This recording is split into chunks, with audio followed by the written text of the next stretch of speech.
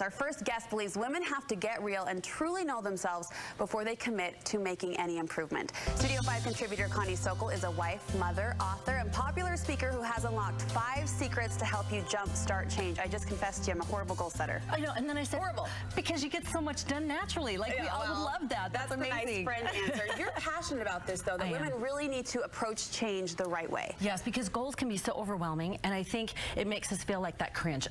You know, I've got to set a goal. Now I've got to put energy to it, and now I've got to succeed in something, and I always fail. So I think it just becomes a negative. There's a big question you say all women need to ask themselves before they set any goal, and that is why.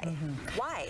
Because until you get to the core of why you're doing a goal, it just will not have the staying power. So if you write lose 20 pounds, you know, by week 2 or 3, you're going to hit the 2-week bomb, and you're going to be by the freezer with the Ben & Jerry's, because it just does not have, there's nothing behind it. But if you write something like lose 20 pounds to lower my diabetes risk, now you're talking about your health, your quality of life, or lose 20 pounds for an anniversary cruise. Now you're talking about something that's fun, it's a clear motivation, and then now you have like something you can visualize. And they did this recent 20-year study that showed that when you have something meaningful as far as a goal, your mind kind of sees it like an image, and then it starts to resonate kind of on a cellular level, like physical and emotional and mental, and then your mind starts looking for ways to make that goal happen. So the why is just huge. And as I started to think about this, me, the self-proclaimed horrible goal setter, I started to wonder, do women set empty goals?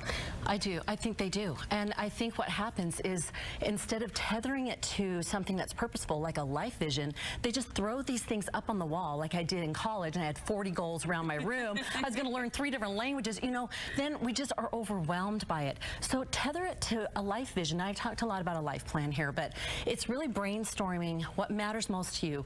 You know, who do you want to become? Who matters most to you? And are you doing it? And when you take that kind of funnel it down, the goals just naturally start popping out, and you see, oh, I really do know what I want. And it takes that why and puts it in your big picture, and now you've got that purpose behind whatever goals you do set. So let's take the most common goal. You mentioned it just a few minutes ago, lose 20 pounds, for example. How would that tether to a life vision? Losing weight sounds so, I don't want to say temporal, but I mean it's in the here and now. A life vision feels so big and so all perspective. How do you tie those two together? Well, once you get that kind of clear vision of what's my ideal life, what do I see myself if I'm living a day in my ideal life? What do I look like? What am I doing? Who am I talking to? Who am I with? Then you start to visualize that in your mind. You say, you know what?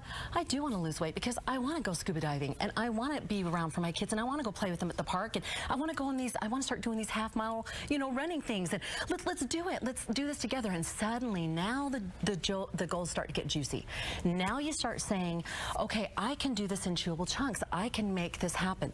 And what's so important in setting a juicy goal is that you make it in a language that works for you. You know, and I've read goal setting books, and I bought into this myself.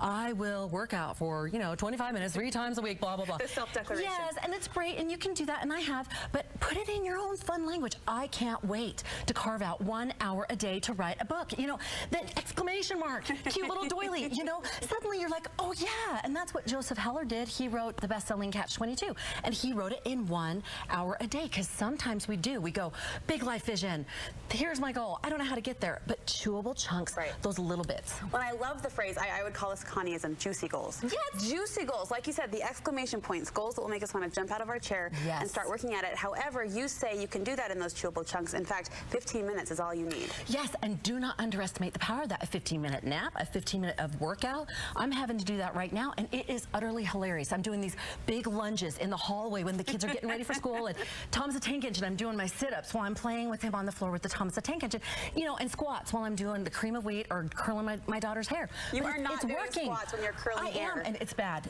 I wouldn't really recommend it. Well, the joke in our house is, what injury did you get from mom curling your hair today? No. Right over here by the eyebrow. But be careful, you know, doctor's orders. But those kind of 15-minute chunks, we just don't put a lot of stock in it, but it moves you forward and moves you forward, and then you start that flywheel, and then it just starts building, and it works. Now, you're an author, you're a speaker, so you are used to thinking on and working toward deadlines. Do you feel like the average woman, the average mom at home needs to set herself some sort of a deadline? Absolutely. I mean, a lot of the milestones for us come from our children or things that are happening with them.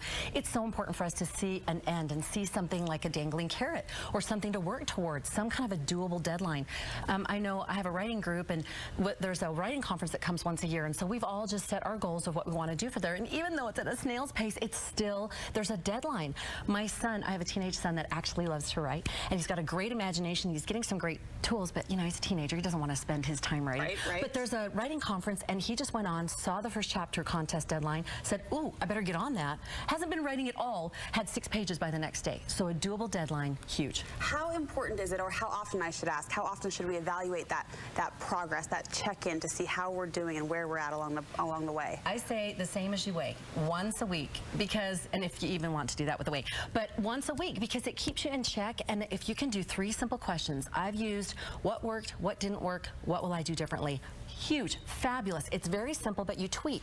And Malcolm Caldwell, who wrote Blink, he talked about the 10,000 hours, and he said, like with Michael Jordan, he said it wasn't that he practiced for 10,000 hours, it's that he adjusted constantly, and then he practiced better. So that's what makes you at that expertise level. And so if we just practice better, we'll not only love goal setting, but we'll be able to choose and become and achieve what we want. I've noticed you often share your goals with your readers, your subscribers through your newsletter. Is that too? I have to think that's probably to engage in some sort of accountability a little bit. Yes, and accountability is so huge. Even if it's just a text from a friend once a week that says, hey, how did that go? And it's a friend you know will love you, but still keeps you motivated.